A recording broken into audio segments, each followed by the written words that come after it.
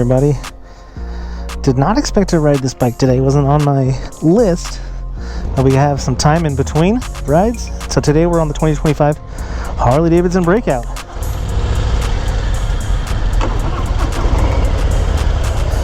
All right. Definitely what you notice right away with this bike is the rake. I think it's a 34-degree rake, which is, they call it a chopper style rake. I don't feel that. I can kind of see it on the bike, but I don't, obviously when you're riding it doesn't feel that way. Before we get out, let's talk about the controls.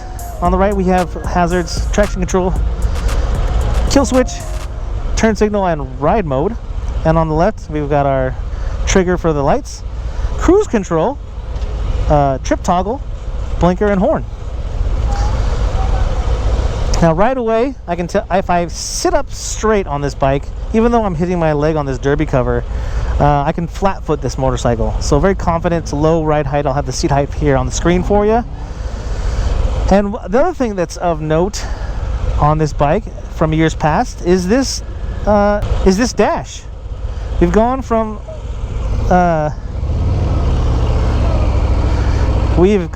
the days of old where this dash was that tiny little bar, a digital bar that I know lots of people had complaints about, but to be honest, it kind of looks, the way that this is set up, like it was, obviously this wasn't meant for this bike, and I could be totally wrong, but it kind of looks like it was just thrown on. But you know what? I like this dash better than the dash on previous years' breakouts, which there was a little bit of a break. There was a little bit of a break for the breakout, and then it came back, and they've made some modifications to it. There's a different graphic on the tank. You can't really see it here while you're sitting on it, but it has this flame design on the fenders and on the tank. That's kind of this cool ghosty flame design. And really, if there's a bike in the lineup that warrants having flames on it, I kind of feel like it's the Breakout. It has that feel, it has that look, and appropriate. The only thing I will say, this headlight on this bike and on the Street Bob just feels kind of small. It feels disproportionately small. Ooh.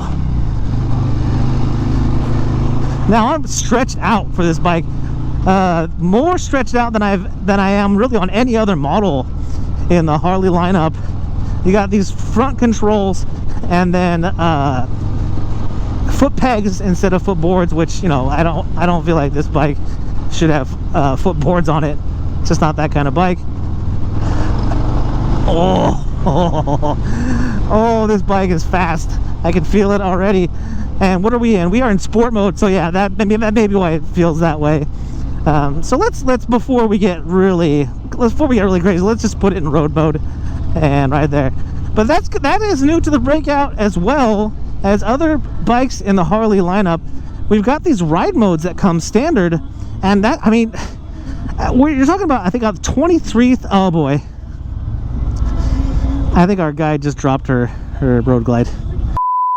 That's never happened to me before on a test ride. I've ridden like 90 motorcycles. That's never happened. But as long as everyone is okay, these are demo bikes. They're gonna get dropped. It's okay. Okay, back to the bike. I don't even remember where we were. So let's just talk. Let's go back to the basics. It's tough to just get back up and ride after something like that. Lots of adrenaline. Anyway, we're just adjusting the mirrors here. The mirrors are okay. This bike is very rumbly. This bike is very rumbly, and you can see it, the classic Harley shake in the mirrors here as we ride. And more vibrating and more vibration than the rest of the models that I've ridden today. The other two Softails that I rode were the Street Bob and the Fat Bob. But this bike, I feel like they're trying to capture and try to keep that raw feel, and so maybe the counterbalancing on it is just not the same, but it definitely has a more raw feel, and definitely as you ride here you feel more of that vibration. You see it in the mirrors here, which they're not bad. Because it's kind of stretched out on this ride, I can see there's kind of a bit of obstruction. I guess I can make the adjustment there. Yeah, but lots of shake in the mirrors.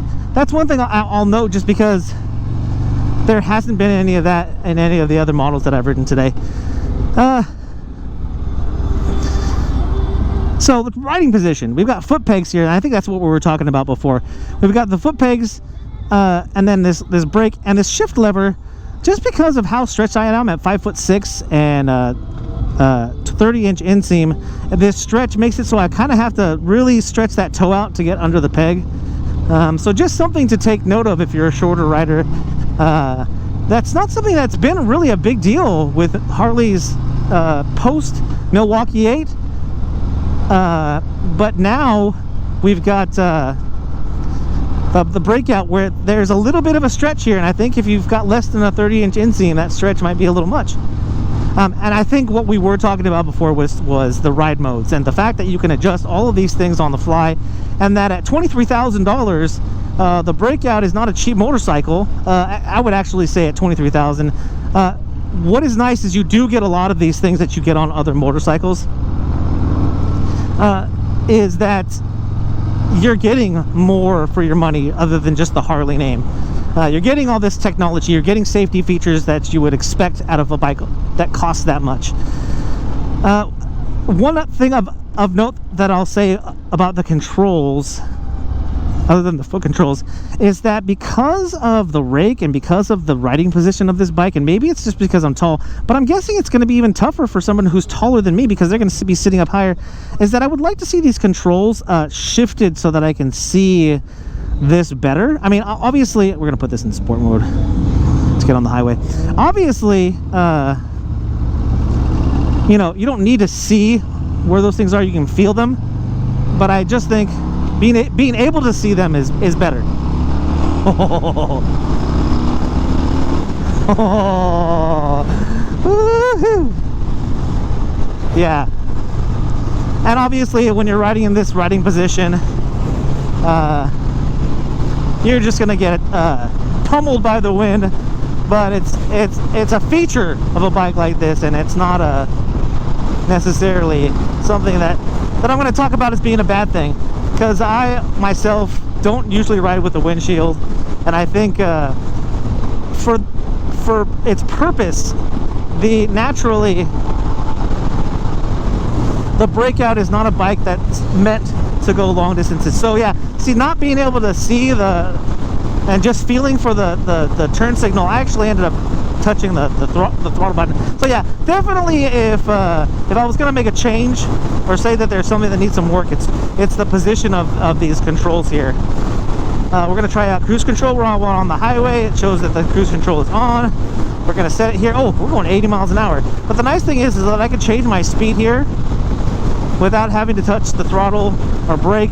I can just use this button to slow down. There's no indication of the speed here on this digital display, but it's here just as far as like knowing exactly how fast I was going. You can see it well enough here. It's just nice on a digital display. You can see exactly the speed that you're going. I'm gonna try and catch up with the rest of the group, I guess. They're told when there's a car in front of you to just not worry about it, but we're gonna catch up. Oh, you're just a parachute when you're riding like this. And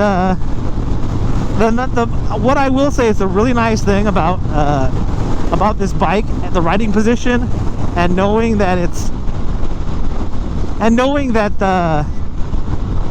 think that guy just got hit with a rock or something with his hand. But knowing that you're going to be riding in this position, the seat has this really nice shape and actually made of a material that's really grippy. So I've got jeans on, and actually we're going to turn the cruise control off. They're actually very, very nice, very held in place. There's a better word for that, but I can't find it right now, and so there you go. Yeah, man, there's plenty of torque all over the RPM range on this motorcycle. You know, Harleys are notorious for having some awesome and really aggressive low-end torque, but as far as this Breakout goes, I mean, obviously in the low end you're getting it, but it still has some pull left in the past the 3,000 RPM range. Yeah, maybe we'll test out the higher RPM range, closer to 5,000-6,000 when we get here on this back road. But yeah, obviously you can hear the wind noise and how much you're exposed on a bike like this. But like I said, it's not what this bike is for. All right, as we get off the highway, we hit that turn signal. We've got all LED lighting on this motorcycle. Both the headlights and the turn signals are all LED. I think gone are the days of the halogen bulb for Harley-Davidsons. I think they're all equipped with LED lighting, which again, I would still venture to say that, you know, LED lighting should come standard on every bike, every car now, I think. One of the things that I'm noticing here as these touring bikes, and I'm sure here on this the standard cruiser Harley-Davidson, that isn't happening is when they brake, it's not giving that little flash.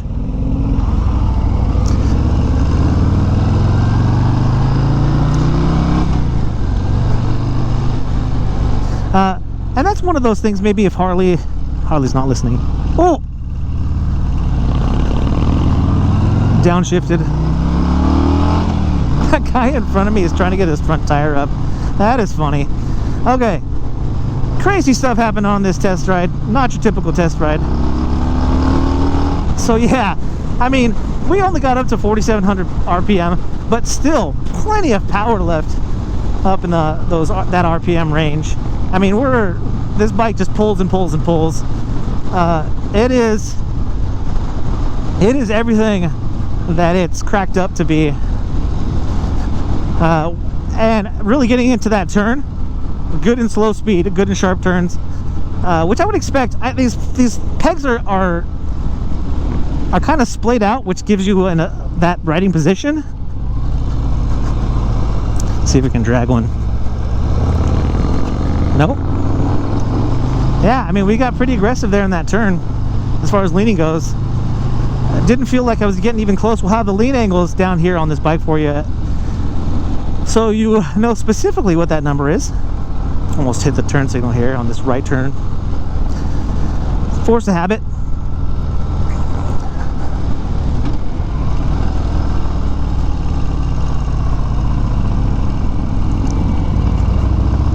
Oh, I don't like that turn because you can see all the dirt on the stuff on the road.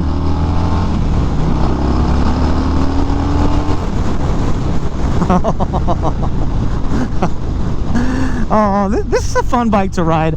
Again, we'll talk about riding position and what this bike is for. This isn't the most comfortable bike to ride, but it is fun. And it's going to turn heads. You know, it's the Breakout. It's got a very distinct look because of that chopper-ish rake. It's low and long. It's got that gigantic back tire. So yeah, speaking of the gigantic back tire, what I will say is I didn't seem to have any problem rolling over on that tire as far as those sharp turns are concerned. You know, once you get into the case here where you're maybe you're kind of rolling in and out of turns on a canyon or a mountain road, I don't foresee there being a problem. But again, this bike is a fast bike in a straight line. Its intention, I don't believe, is to really get into the twisties, but I don't know that it would be that incapable of doing so. So we've just got the standard front forks on this bike, no adjustability there, but I believe there's an adjustable preload in the rear shocks, or the rear shock. It's a monoshock because we're talking about the soft tail here.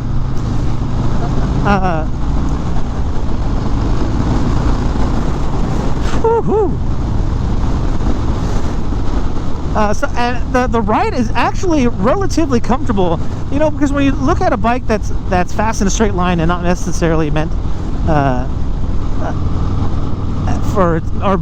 not necessarily known for its maneuverability, the suspension is actually doing really well on this back road that has, you know, lots of bumps. It's not the best kept road, but the bike is absorbing that shock, absorbing those bumps as it should, and is making for a relatively comfortable ride. Actually, I'm pretty impressed as far as that's concerned. Yeah, totally flat footing with bent knees on this bike. Again, I'm hitting the derby cover all with my left leg, but it's still easy to flat foot.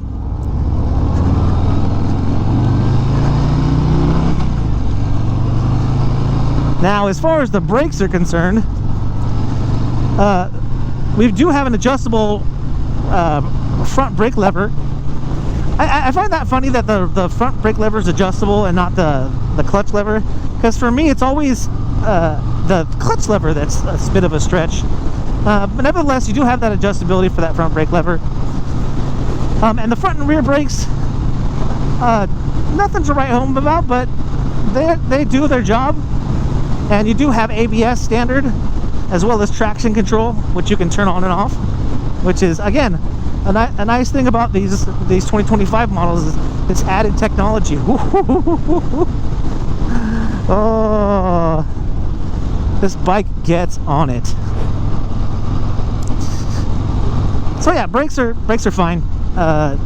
Actually, what I will say about this bike that I haven't been able to do quite yet today, and obviously because now I've ridden 3 other Harleys this afternoon, is it's like just get on and ride. The clutch here has a nice friction zone. I don't feel like it's like I've got to really find it, or that engages late or early in the friction zone. So yeah, I mean, that's really nice. Shifting is great. It's got a really distinctive click, almost to the clunk degree of the old Harley Dynas that had that real distinctive clunk when you shifted gears. I haven't been able to test on whether or not I can find neutral or not, or how easy that is, but we'll see if we can do that too. We're going to throw this into rain mode, because what I want to do is test how rain mode feels and how much it dials down the torquiness of that throttle, because man, this bike gets on it.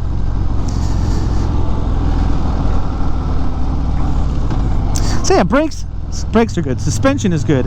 Rain mode, yeah, rain mode definitely dials down that throttle response, that power delivery. I'm sure it's going to make it really linear. Actually, it probably makes it so you only get so much horsepower, either for when you're actually riding in the rain, or when you if you're just getting to know the bike and say you don't want to test that, whether or not the bike is going to be too much for you. Hence, or kind of like on this test ride. All right, I think we're gonna get a chance. Nope. Yeah, we're gonna get a chance to find neutral. Oh, very easy. And one of the things I just kind of don't get is we've got neutral here. There's this green light, but not neutral where the shift is. Not sure if that's something just because it's happened in years past, but yeah, it's just kind of weird. I don't know if it looks it. This is a very small display. I think it's the same one that's on the Street Bob. But what I will say is that because it's kind of deep and sticks out, it is kind of right in my face, and is very visible. So even though it's smallish, no problem seeing this display. And it's got, obviously I like to be on the RPM, but you got all kinds of things here. I don't know what FR is, or RR.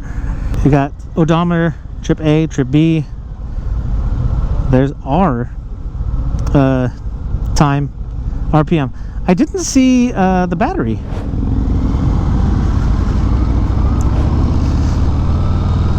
All right, this is a kind of a sharp turn, and at a slower speed.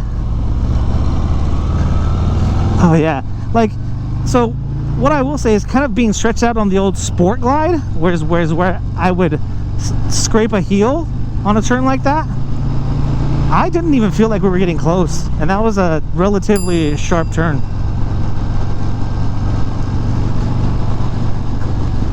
Yeah, this is like kind of snuck into being my favorite Harley that I've ridden today.